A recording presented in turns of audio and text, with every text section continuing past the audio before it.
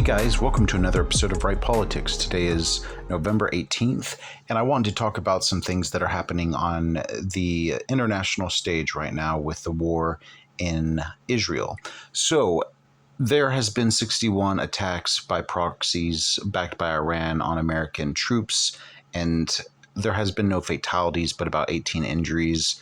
This is leading many to believe that some retaliatory action should happen on the behalf of the United States soldiers who were injured by the Iranian forces, which of course is something that the United States has stated they do not want a war with Iran. And a lot of the military force is just a deterrence to prevent Iran from doing any further attacks. And we look at that as kind of what America has always done in the Middle East and other countries.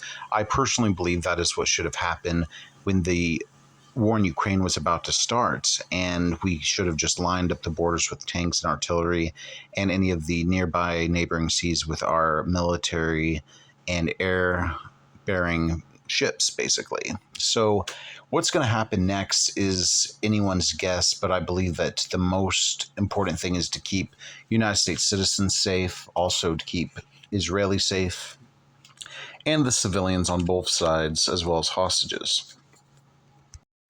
In the same way we eradicated Nazi Germany, there will be no way for this war to end without a complete eradication of the government of Hamas to free the people from its evil ways of slaying innocent victims as part of a military diplomacy act.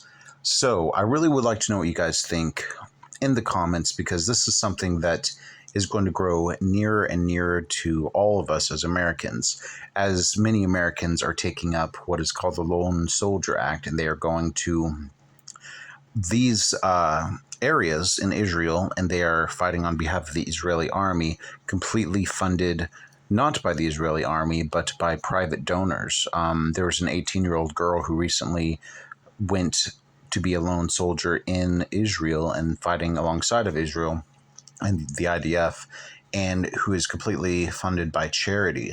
So if volunteers from across the world are going to start pouring into fighting Hamas, being voluntary about it, in the same way that they did with the Ukrainian war, it's going to be something that's going to affect Americans even closer. So, with that said, I hope you guys have a great rest of the afternoon. We'll see you on another episode of Right Politics. Be sure to like and subscribe. I'll see you on the next one.